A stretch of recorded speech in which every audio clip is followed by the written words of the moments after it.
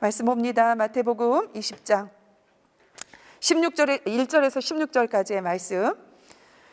포도나무 품꾼의 비유의 말씀이죠. 우리 서로 교독합니다. 천국은 마치 품꾼을 얻어 포도원에 들여보내려고 이른 아침에 나간 집주인과 같으니 그가 하루 한 데나리온씩 품꾼들과 약속하여 포도원에 들여보내고 또 제3시에 나가보니 장터에 놀고 서 있는 사람들이 또 있는지라. 그들에게 이르되 너희도 포도원에 들어가라. 내가 너희에게 상당하게 주리라 하니 그들이 가고 제6시와 제9시에 또 나가 그와 같이 하고 제11시에도 나가보니 서 있는 사람들이 또 있는지라. 이르되 너희는 어찌하여 종일토록 놀고 여기 서 있느냐. 이르되 우리를 품꾼으로 쓰는 이가 없음이니이다. 이르되 너희도 포도원에 들어가라 하니라. 저물매 포도원 주인이 청지기에게 이르되 품꾼들을 불러 나중 온 자로부터 시작하여 먼저 온 자까지 삭을 주라 하니 제11시에 온 자들이 와서 한 데나리온씩을 받거늘 먼저 온 자들이 와서 더 받을 줄 알았더니 그들도 한 데나리온씩 받은지라. 받은 후 집주인을 원망하여 이르되 나중 온 이 사람들은 1시간밖에 일하지 아니하였거늘 그들을 종일 수고하며 더위를 견딘 우리와 같게 하였나이다. 주인이 그 중에 한 사람에게 대답하여 이르되 친구여 내가 네게 잘못한 것이 없노라. 네가 나와 한 데나리온의 약속을 하지 아니하였느냐. 네 것이나 가지고 가라. 나중 온 이 사람에게 너와 같이 주는 것이 내 뜻이니라. 내 것을 가지고 내 뜻대로 할 것이 아니냐. 내가 선함으로 네가 악하게 보느냐. 이와 같이 나중된 자로서 먼저 되고 먼저 된 자로서 나중되리라. 이 세상적인 기준에서 보면은 오늘 말씀이 이해가 안 되는 부분들이 굉장히 많을 거예요. 그렇지만 우리는 세상 방법이 아니죠. 하나님의 방법이죠. 그죠? 그 방법대로 오늘 비유의 말씀을 통하여서 하나님이 원하시는 것이 무엇인지 우리한테 깨닫는 그런 시간이 되었으면 좋겠습니다. 어떤 목사님의 간증의 말씀입니다. 목사님에게 신방 요청이 왔어요. 얼마 전에 암으로 투병하고 있는 언니를 위해서 동생이 병상 세례를 요청한 거예요. 이제 움직여서 교회에 나올 수 없으니까 찾아가서 병상 위에서 세례를 베푸는 그런 병상 세례 요청을 하신 집사님이 계셨어요. 그래서 그 집사님 내와 함께 지방에 다녀온 귀한 간증입니다. 언니가 상태가 굉장히 악화되었어요. 병이 많이 이렇게 진척이 되어서 정말 지체할 수 없는 다급한 그런 상황 가운데 요청이 들어온 곳입니다. 그 언니가 있는 곳은 굉장히 그 산속이었고 요양병원이었어요. 그래서 그 요양병원에서 만난 환자의 모습은 너무나도 초췌하고 너무나도 말라 있고 정말 보기에 너무나도 안타까운 그런 모습이었다라고 합니다. 환자복을 입고 머리에 스카프를 가리고 이렇게 머리를 가리고 계셨어요. 그런 가운데서 이 목사님께서 이 환자에게 정말 군더더기 없는 하나님의 나라에 대해서 군더더기 없는 그런 복음을 전했습니다. 하나님 나라에 대해서 이렇게 설명을 하고 예수님 믿기를 권면하면서 초청을 했어요. 그렇게 초청을 하고 답변을 기다릴 때 이 환자분 되시는 언니분의 아주 여리지만 작은 목소리지만 굉장히 분명한 음성으로 이렇게 말했습니다. 예, 그렇게 믿겠습니다. 저에게 세례를 베풀어 주십시오. 이렇게 얘기를 했죠. 그래서 그렇게 세례를 베풀게 되었답니다. 그런데 이 엄마를 간호하는 옆에 있던 딸이 큰딸이었죠. 그 큰딸이 다시 목사님께 이야기를 이렇게 합니다. 목사님, 저도 엄마와 함께 하늘나라 시민이 되고 싶어요. 시민권자가 되고 싶어요. 이렇게 얘기한 거예요. 비록 하나님이 주권하에 엄마가 먼저 하늘나라에 가시더라도 내가 믿음으로 다시 엄마를 하늘나라에서 시민권자로 다시 만나고 싶은 그 딸의 소망이겠죠. 그래서 세례를 베풀기를 원하는 그 딸에게 세례 문답을 하고 목사님이 세례를 베푸셨습니다. 근데 그게 끝이 아니었어요. 이른이 넘은 큰 언니가 있었어요.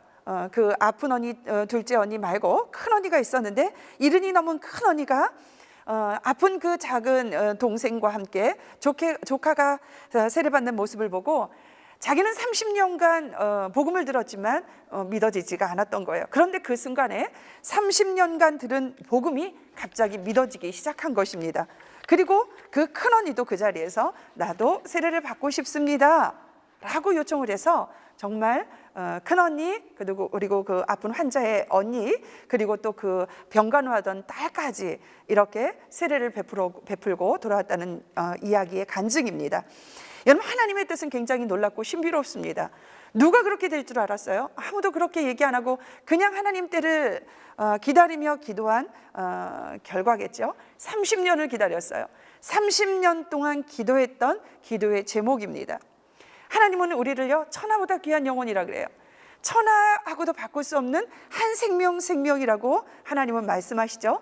그 한 생명을 위해서 하나님이 몇 년 동안, 30년 동안 하나님의 때를 기다리며 기도한 그 놀라운 기다림의 열매라고 볼 수 있는 것입니다. 한 집사님의 기도의 제목이 30년간 기도했는데 정말 30배, 60배, 100배.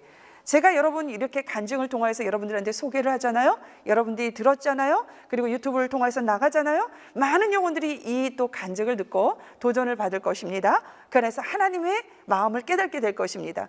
그러니 이 한 사람이 한 영혼을 위해서 30년 기도한 열매가 30배, 60배, 100배의 열매로 응답되는 순간이라고 우리가 볼 수 있는 것입니다. 하나님의 뜻이 이루어지는 그런 순간이라고 볼 수 있는 거죠. 여러분들 인생이 짧게는 20대 초반에서 30대까지 이어집니다. 여러분들이 아직도 하나님의 뜻을, 선한 뜻을 신뢰하며 아직도 기도 제목 가지고 오랜 동안 기도하는 그런 제목들이 분명히 있을 것입니다. 인내하시고요, 하나님의 때를 기다리면서 여러분들 같이 기도해요. 30배, 60배, 100배의 열매를 얻는 우리의 기도의 제목들, 그리고 또 우리의 신앙의 삶이 되길 간절히 소망합니다. 여러분, 예수님은 공생의 기간에 사회에 소외된 사람들을 찾아다녔어요. 죄인, 아픈 사람들, 그리고 또 그 많은 사람들의 관심과 사랑이 그쳤던 그곳에 우리 예수님의 눈과 예수님의 마음과 예수님의 사역이 그곳에 머물렀습니다. 그리고 그 머문 곳에서 하나님 나라로 초청하여서 많은 영혼들이 예수님을 믿게 되고 또 구원의 역사를 보는 그런 공생의 기간에 하나님의 사역을 잘 이루어드리는 예수님의 사역을 우리가 볼 수 있는 것입니다. 오늘 말씀의 배경은 20장이죠.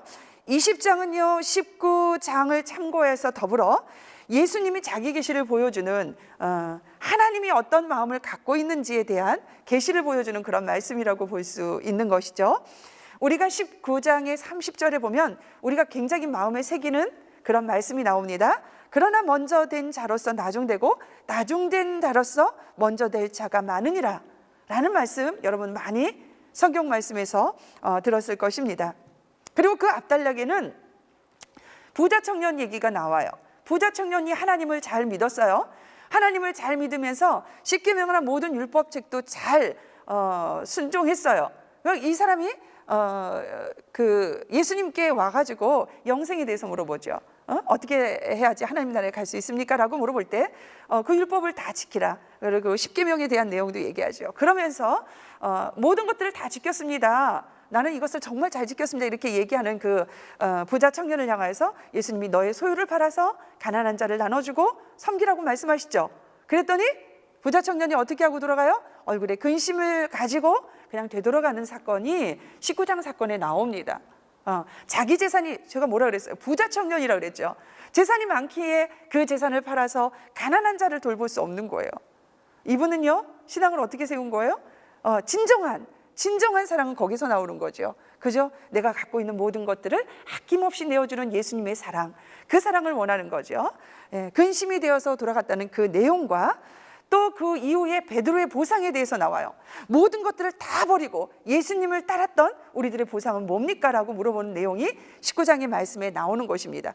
그 말씀에 이어서 오늘 말씀이 그 본문 말씀에 계시를 통해서 더욱 명확하게 말씀해 주는 본문의 내용이라고 볼 수 있는 것입니다. 여러분, 예수님은요 제자들에게 천국이 누구의 통치와 주권 아래 있는지 명확히 알려주셨습니다.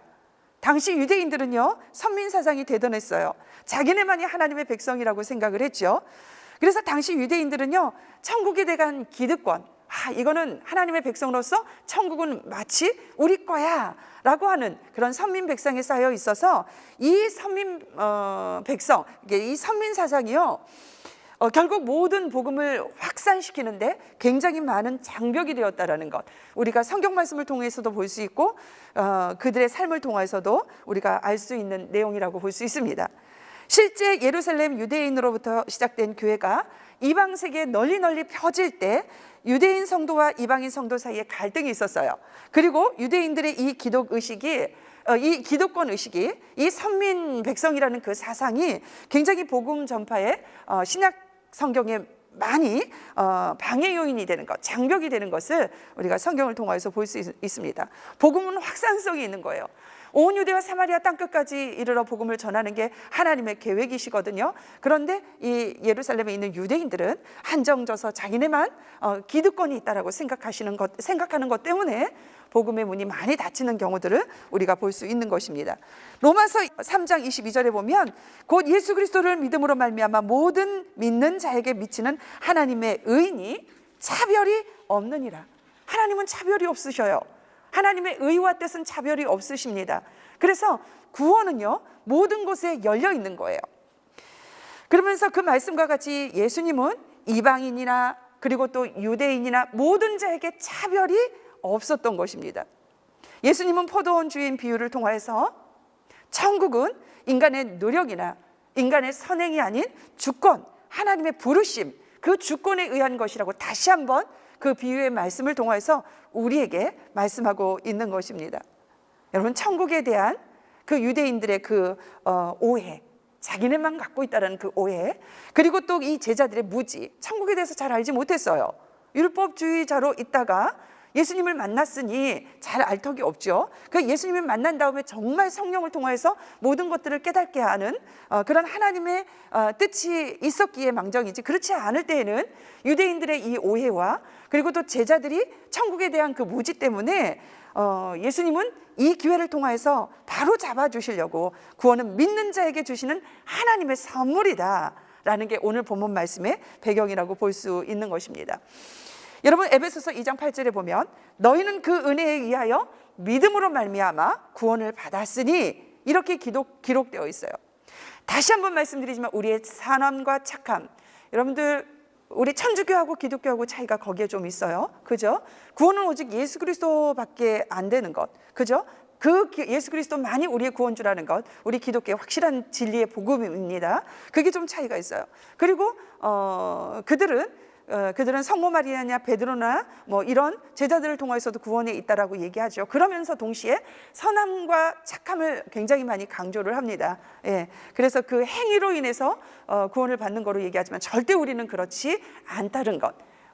그리고 구원 믿기만 하면, 하나님의 부르심에 우리가 초청받을 때 믿기만 하면 우리가 구원을 받을 수 있다라는 게 우리의 진리입니다. 이것은 너희에게 난 것이 아니요 하나님의 선물이다. 하나님의 주권적인 초청과 그 선물에 의해서 우리가 믿기만 하면 하나님을 믿는 거죠. 그래서 예수님이 십자가에 못 박혀 돌아가실 때도 오른편 강도는, 그죠? 그 많은 죄를 짓음에도 불구하고 진실로 하나님의 아들임을 믿었어요. 깨닫게 되었어요. 그것도 하나님의 은혜예요. 믿는 것도 주님의 은혜입니다. 우리가 믿고 싶어도 못 믿는 게 얼마나 많습니까? 그죠?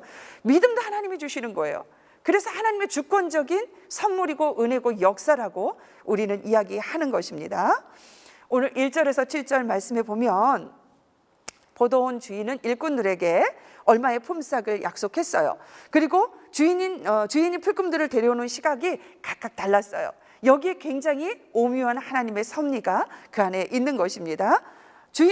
포도원 주인은요, 밖에 나가서 하루에 한 데나리온씩, 한 데나리온이면 노동자 하루 품값입니다.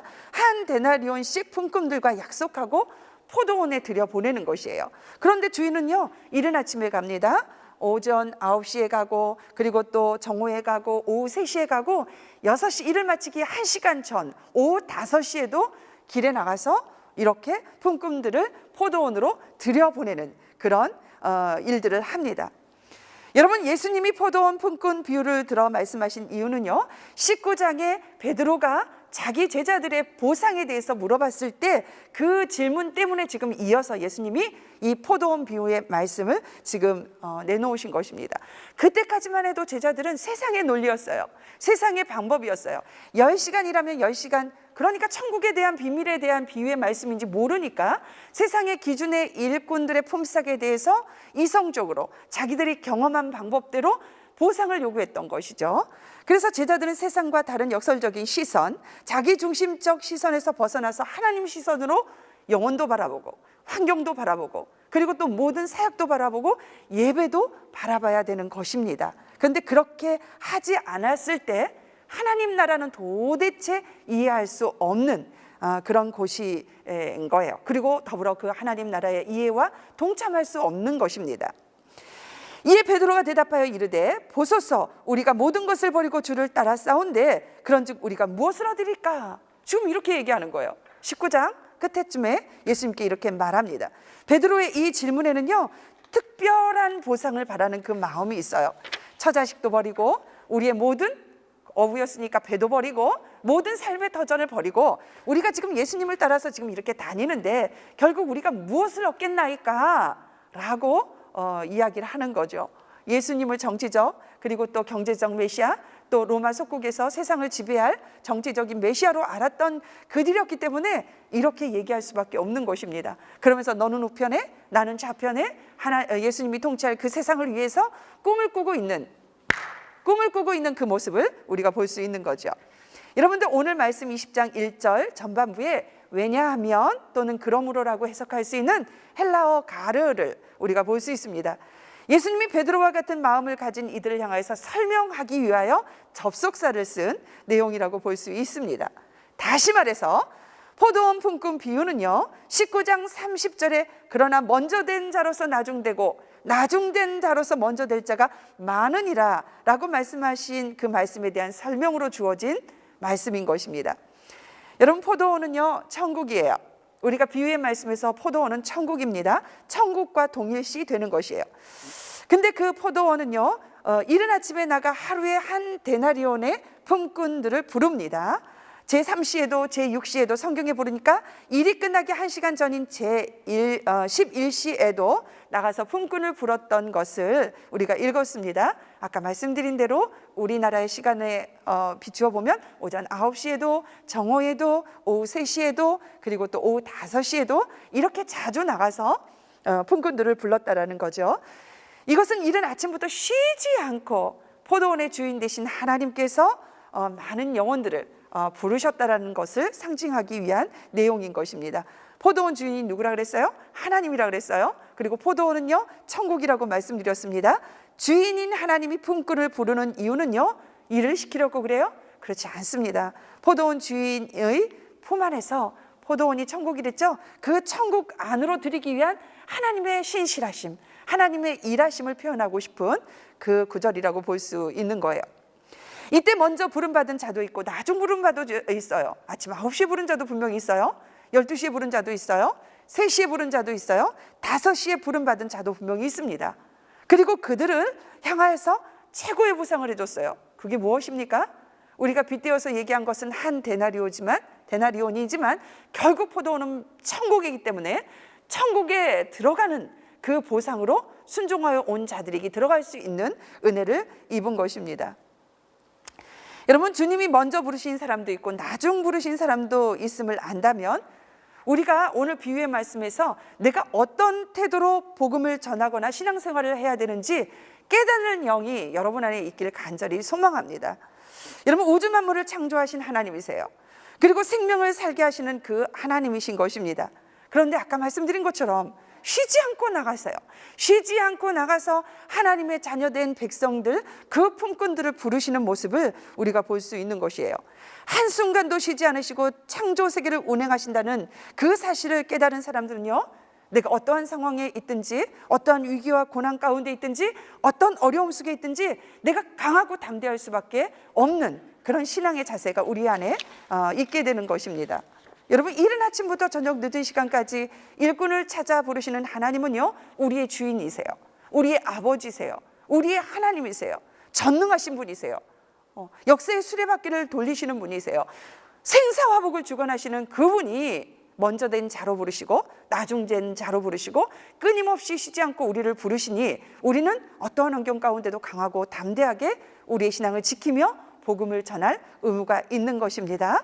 포도원 품꾼 비유에는요, 이른 아침에 부름 받은 자도 있고 늦은 오후 5시에 부름 받은 그런 자도 있습니다.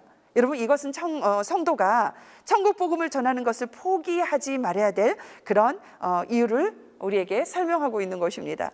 여러분들, 우리 하나님의 자녀는 사명이 있어요. 그죠? 많은 영혼들을 구원하는 통로로 우리가 쓰임받아야 돼요. 그리고 예수님의 제자로 우리를 부르셨어요.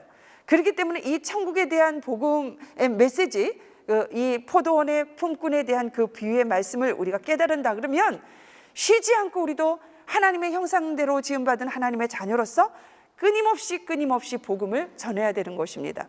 하나님이 신실하기 때문에 우리도 신실해야 되고, 그 천국 복음에 대한 그런 열정이 우리 안에 있어야 되는 것이죠. 그래서 내 아버지, 내 어머니, 내 형제 자매, 내 후배나 선배나 내가 사랑하는 이성이나, 그리고 그 모든 관계에서 정말 아직도 그 포도원에 들어가지 못했다라 그러면 우리가 끊임없이 영혼 사랑의 열정으로 그들을 불러야 되는 것입니다. 그 포도원의 문은 언제 닫힐지 몰라요. 그건 누구만 알아요? 하나님만 아시는 곳이에요. 그래서 오늘 닫힐지, 지금 이 순간 닫힐지, 아니면 10년 뒤에 100년 뒤에 닫힐지 아무도 모릅니다. 단지 우리가 종말의 시대가 가까웠다 그러죠. 환경이, 죄가, 그리고 우리의 모든 것들이 예수님이 재림할 때가 가까웠다라고 하지만 그때는 하나님밖에 모르시는 것입니다. 따라서 우리는요, 우리 안에 인내가 필요한 거예요. 신앙인들한테는 이 인내가 필요합니다. 하나님 때를 모르니 하나님 때가 도래할 때까지 우리는 인내를 가지고 예수를 믿는 모든 일에게 우리가 복음을 전해야 되는 것입니다. 여러분, 인내는요, 연단을 낳고 연단은 소망을, 그죠? 이루는 줄 우리가 알죠. 그래서 우리가 인내를 통해서 힘들고 어렵지만 그 연단을 통해서 우리가 소망이 이루어지는, 소망의 열매를 얻을 수 있는 그 덕목이 인내라는 것입니다. 그래서 우리는 인내를 가지고 끊임없이 하나님과 같이 신실하게 복음을 전하고, 우리가 먼저 된 자로서 나중된 자로의 길을 열어주는 그런 삶을 우리가 살아야 되는 거죠. 그래서 성도는 그러므로로 시작되는 오늘 본문 말씀에 천국의 소망에 대한 예수님의 비유의 말씀을 교회나, 그리고 또 일터나 가정이나 세상에 적용하면서 우리가 적응하며 살아가야 되는 것입니다. 그게 오늘 본 말씀 1절에서 7절의 비유의 말씀의 뜻이라고 볼 수 있어요. 그리고 8절에서 16절의 말씀을 보면 포도원 주인은요, 모든 품꾼에게 약속한 한 데나리오의 품삯을 주기 시작합니다. 그러자 어떻게 해요? 먼저 온 품꾼이 원망하기 시작하죠. 포도원 주인은 이렇게 대답합니다. 내가 약속을 하지 않았느냐? 내가 너에게 한 데나리온을 약속하지 않았느냐? 이와 같이 주는 것이 내 뜻이니라. 이렇게 성경을 우리에게 이야기하고 있습니다. 여러분들, 먼저 온 자도 그 포도원의 주인은 한 데나리온을 약속했어요. 나중에 오후 5시에 오는 자도 1시간밖에 일하지 않지만 그들에게도 한 데나리온을 준다라고 약속을 한 것입니다. 그리고 성경에는요, 고린도전서 3장 8절에 각기 자기가 일한 대로 자기의 상을 받으리라, 이렇게 성경은 말하고 있습니다. 이 말씀과 같이 각자가 일한 대로 상급을 주신다라고 기록되어 있어요. 그렇다 그러면 먼저 된 자로서 나중된 자로서 천국은 들어가지만 자기가 각기 일한 대로 하늘나라에서는 보상을 준다라고 성경은 우리에게 이야기하고 있는 것입니다. 그래서 지금 말씀으로는 우리가 한 데나리온이라고 그러고, 한 데나리온은 천국을 비유하고 있어서 천국을 들어가지만 이 땅에서 여러분들이 정말 하나님의 말씀대로 살고자 몸부림치면서 복음을 전하고 하나님의 뜻을 이루어가기 위한 그런 모든 십자가와 협착한 길과 그 좁은 길에 대한 보상은 분명히 있다라고 말씀하신 거예요. 그 상급은 말씀에 언급된 약속이에요. 하나님의 언약의 약속이라는 거예요. 하나님의 언약의 약속은 1.16도 불변이 없는 전능하신 하나님의 말씀이기 때문에 그 말씀에는 안 되는 게 없는 거예요. 본문은요, 상급에 대한 문제를 말하는 것이 아니라고 제가 말씀드렸어요. 본질적인 문제는 구원이라는 것, 구원에 대한 말씀이라는 것, 여러분 마음에 새기시길 바랍니다. 포도원 주인의 품에 대한 처우에 원망을 품는 그런 품꾼이 오늘 본 말씀에 나왔습니다. 주인은 품꾼에게 처음 약속한 한 데나리온을 주는 것이 내 뜻이라고 얘기하고 있어요. 그 말과 더불어 내 뜻대로 할 것이 아니냐라고 말했습니다. 이게 어떻게 보면 세상 논리와 맞는 것 같기도 하고, 그리고 또 어떻게 보면 세상 논리와 맞지 않는 그런 말씀과도 같은 말씀이라고 볼 수 있습니다. 그죠? 이 비유의 말씀을 듣고 있는 베드로나 제자들, 그리고 유대인들은요, 아마 굉장히 그 마음에 그 불편한 그런 진실 때문에 조금 어려움이 있을 것이라고 우리가 예상을 할 수 있습니다. 그들은 영적 우월감에 있었다라고 얘기했어요. 그죠? 그런 영적 우월감을 경계하는 말씀이기 때문에 이들은 지금 가슴에 비수가 꽂힌 거예요. 구원은요, 믿는 모든 자에게 주시는 하나님의 능력이고 하나님의 선물인 것을 여러분 기억하시길 바랍니다. 그래서 구원을 베푸시는 하나님은요, 약속을 지키시는 하나님, 또한 선하신 하나님, 그런 하나님의 주권 안에 있으면요, 차별이 있을 수 없는 것이에요. 먼저 된 자도, 나중된 자도, 그리고 또 우리가 정말 선함과 착함과 의로움으로 이 세상을 살았든, 아니면 나중된 자가 이 세상에서 정말 어마어마한 범죄자로서 나쁜 일을 했어도 하나님의 부르심의 초청에 응해서 나중된 자라도 그들은 차별이 없는 것입니다. 여러분, 포도원 품꾼의 상급은요, 천국 그 자체인 거예요.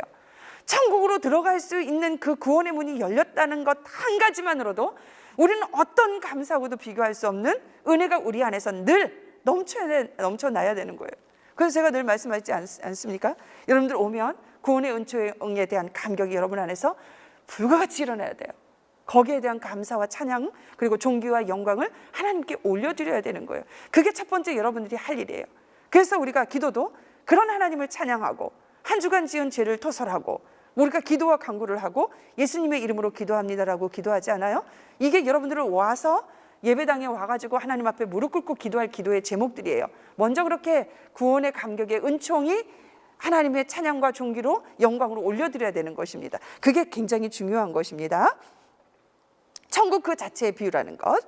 포도원 주인이 품삯으로 얼마를 약속했던 중요한 것은 내가 포도원에 들어갔다라는 것. 그것을 여러분 기억하시길 바랍니다. 성도는요, 하나님과의 언약을 통해서 그 초청에 반응하여 믿음으로 포도원에 들어갈 수 있는 것입니다. 그래서 구원받은 하나님의 백성이 되는 것이에요. 그리고 누가복음 15장에 탕자의 비유가 납니다. 그죠? 돌탕이라 그러죠. 돌아온 탕자에 대한 비유가 등장합니다. 아버지에게는요, 둘째 아들만 소중해요? 그렇지 않습니다. 첫째 아들도 사랑하는 아들이고 둘째 아들도 똑같이 사랑하는 아들이에요. 제 아무리 방탕한 삶을 살았다 할지라도, 그죠? 하나님 품에 다시 돌아오게 되면 하나님이 사랑하는 자녀인 것입니다. 그죠? 마찬가지로 하나님의 베푸시는 구원은요, 유대인이든 세리든 죄인이든 심지어는 그 모든 정말 관음밖에 있었던 그런 인생의 삶을 살아갔던 그런 신분이라 할지라도 문제가 되지 않는다라는 거예요. 그리고 또 젊을 때 헌신한 디모데든, 그리고 또 아까 말씀드린 것처럼 예수님이 십자가에 못 박혀 돌아가실 때 있었던 오른편 강도든 간에 그 모든 것들은 시간의 문제가 되는 게 아니에요. 먼저 된 자, 나중 된 자, 이 시간의 문제가 아니라는 거죠. 그런데 성도들의 마음속에는 먼저 들어온 자로서 굉장히 특권의식이 많이 있습니다. 우리 공동체 안에도 있어요. 교회 안에도 먼저 들어온 자의 그 특권의식이 굉장히 강합니다. 그리고 거기에 대한 보상 심리를 교회에 요구하는 그런 많은 성도들을 볼 수가 있어요. 그리고 그게 이제 충족이 안 될 때는 시험에 드는 거죠. 네, 시험에 들고 또 사단마귀의 앞잡이가 되어서 공동체를 파괴하는 역할들을 감당하게 되는 것입니다. 이게 지금 그 모든 포괄적인 의미를 담고 있는 비유의 말씀이라고 우리가 이해를 하면 좋을 것 같습니다. 우리가 그럴 때 어떻게 행동해야 될까? 나도 섭섭할 수 있어요. 내가 회장으로서 이 교회에 정말 34년 동안 이렇게 몸담고 헌신하고 일했는데 이걸 못 알아준다? 그리고 또 괴리감 들게 한다, 이럴 때 섭섭한 마음이 들 수 있어요. 셀장도 마찬가지고, 그리고 또 그거는 더 많이 은혜 받은 자가 더 많이 그럴 수가 있어요. 사탄마귀는 그곳에 틈타는 것이거든요. 그럴 때 우리가 어떻게 해야 될지, 첫 번째는요, 내가 나중온 품꾼임을 기억해야 돼요. 여러분들, 이 많은 역사의 수레바퀴를 돌리는 그런 가운데서 여러분들이 먼저 된 자라고 이야기할 수 있습니까? 그렇지 않은 거죠. 나도 어떤 사람의 빗대서 나는 나중된 자라고 볼 수도 있는 것이에요. 그래서 그런 것을 내가 나중온 자임을 내가 기억하는 것입니다. 로마서 3장 23절에 보니까 모든 사람이 죄를 범하였으며 하나님의 영광에 이르지 못하더니, 이렇게 기록되어 있어요. 모든 자들이 죄인이에요.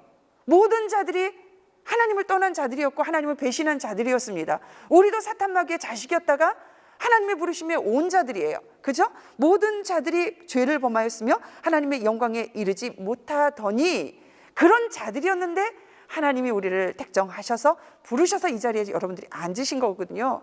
그러니까 내가 겸손해야 돼요. 내가 진짜 나중 온 자로서 나중 온 품꾼임을 기억하면서 겸손하게 하나님의 그 뜻을 발견하게 되면 내가 어떤 보상을 받으려고 하는 그런 자세가 없어지겠죠. 자, 두 번째는요, 주인의 선하심을 기억해야 되는 것입니다. 주인이 누구예요? 하나님이시죠. 선하신 하나님은요, 우리와의 언약을 맺으셨고 그 언약을 신실하게 이루어 가시는 분이신 것입니다. 그 하나님을 믿는 거예요. 그 하나님의 선하심을 우리가 기억하는 거예요. 그리고 우리가 날마다 하나님의 구원의 은총에 감격하여 나갈 때 겸손과, 그리고 또 이 땅에 우리를 살리시게 오셔가지고 지금 사순절 기간을 지내고 있죠. 그 예수 그리스도의 십자가의 순환을 우리가 묵상하며 그분을 닮아가려고 노력하며 그분을 사랑하고 더 깊이 있게 넓이 있게 경험되어질 때 그 모든 것들이 하나님의 선하심을 우리가 믿을 수 있는 것입니다. 기억될 수 있는 것입니다. 그리고 하나님이 우리에게 주신 그 언약의 말씀을 우리가 붙들 수 있는 것입니다. 여러분, 하나님 나라는요, 이른 아침부터 나가 품꾼들을 찾는 포도원 주인과 같다라고 말씀드렸습니다. 품꾼이 포도원으로 부름받을 때에는요, 이른 아침일 수도 있고요, 그리고 또 늦은 오후일 수도 있는 것입니다. 어찌됐든 성도는요, 1시간을 일하든 10시간을 일하든 하나님이 부르신 그 자리에서 구원의 감격을 가지고 사명을 성실히 수행해야 되는 것입니다. 그리고 약속을 지키시는 하나님을 신뢰하며 살아가야 되는 것입니다. 우리는 천국 백성이에요. 하나님은 차별하지 않으십니다. 하나님의 원칙은 세상 기준과 다른 것이에요. 우리의 능력이나 공로로 근거하지 않고 전적인 하나님의 주권 하에서 모든 것들을 이루시는 분이십니다. 우리가 그것을 믿어야 되는 것이에요. 하나님은 오직 은혜로 삶을 베풀어 주시는 것입니다. 이 사실을 기억하며 우리가 함께 먼저 된 자로서 때로는 나중에 들어오는 우리 공동체 안에 들어오는 그 우리 형제 자매라 할지라도 그 모든 자들을 품을 수 있는 하나님의 사랑으로 세워줄 수 있는 그런 자들로 삶을 살아가는 여러분이 되길 간절히 소망합니다. 그러나 우리가 행위대로 하나님은 보상해 주신다라 그랬어요. 천국에 들어가는 비유의 말씀이시지 하나님은요, 분명히 우리의 모든 행실을 보시고 거기에 합당한 천국의 보상을 주신다라고 말씀하고 있는 것입니다. 아멘? 아멘? 자, 천국에 들어간 자입니까? 아닙니까?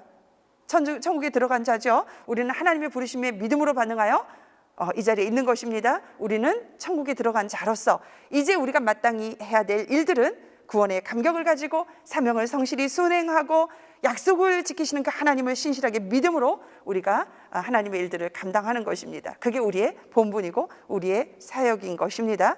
믿으시면 아멘 하시길 바랍니다. 아멘. 네, 기도하겠습니다. 오늘 말씀을 통하여서 구원의 감격의 은총을 누릴 수 있는 우리가 되길 원합니다. 예배마다 삶의 예배를 통하여서도 그 구원의 감동으로 인해서 많은 영혼들이 주님을 만날 수 있는 통로가 우리가 될 수 있도록 하나님 우리를 사용하여 주시길 간절히 원합니다. 우리가 더욱더 겸손하고 그리고 또 구원의 감격을 가지고 사명을 성실히 순행하며 약속을 지키시는 하나님을 신뢰하며 살아가는 우리가 되도록 하나님 도와주시옵소서.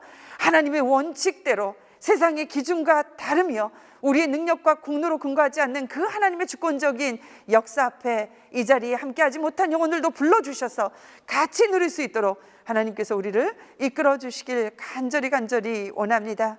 나에게 맡겨주신 일을 소중히 여기며 선한 마음으로 감당하게 하시고 주님께 기쁨이 되는 신실한 하나님의 자녀가 되도록 우리를 이끌어 주시길 간절히 원합니다. 하나님, 더욱더 하나님의 마음과 하나님의 눈과 하나님의 그 뜻이 담겨져 있는 영혼들을 향해서 더욱더 선교의 문이 열리게 하시고 우리가 아낌없이 드릴 수 있는 향기로운 제물이 되게 하셔서 주의 영광이 가득한 청년대학부의 모든 사역과 예배가 되도록 하나님께서 축복하여 주시옵소서. 육체적으로 공고한 영혼에게도 강건함을 주시고 마음이 어그러지고 황폐하고 또 방황하는 영혼들 하나님 말씀 사랑으로 권면해 주셔서 세워주시고 그리고 또 복음의 씨 뿌린 영혼들까지 다 불러주셔서 이 자리에 함께 하나님께 예배드릴 수 있도록 하나님 축복하여 주시길 간절히 원합니다. 신실하신 주님을 찬양합니다. 공의로우신 하나님을 찬양합니다. 주님 영광 받아 주시옵소서. 지금은 예수 그리스도의 은혜와 하나님 아버지의 무한하신 사랑과 성령님의 감화감동 교통하심이 구원의 감격을 가지고 사명을 성실히 순행하며 약속을 지키신 하나님을 신뢰하며 하나님이 맡겨주신 일을 소중히 여기며 선한 마음으로 감당하기를 원하는 이 자리에 함께한 모든 영혼 위에, 기도 제목 위에, 세계로 생명의 공동체 위에, 열방 가운데 영원토록 함께 하시기를 간절히 축원하옵나이다. 아멘.